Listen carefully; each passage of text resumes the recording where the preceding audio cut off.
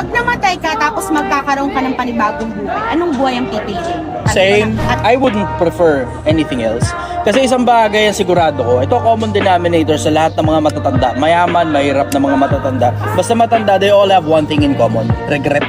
Ayoko na mangyari sa akin yung pagdating ko sa dulo ng buhay ko, pagsisisihan ko lahat ng nangyari sa buhay ko. So as much as possible, ngayon pa lang, I make sure na lahat ng bagay na ginagawa ko, I'm completely accountable and perfectly in charge of everything that's happening to me. Pag pumalpak ako, kasalanan ko yung palpak ko. Pag naging mabuting tao ako, kasalanan ko rin pati yung pagiging mabuting tao ko. Isang bagay ang sigurado ko, I wouldn't prefer anything else. Ang sarap ng buhay ko.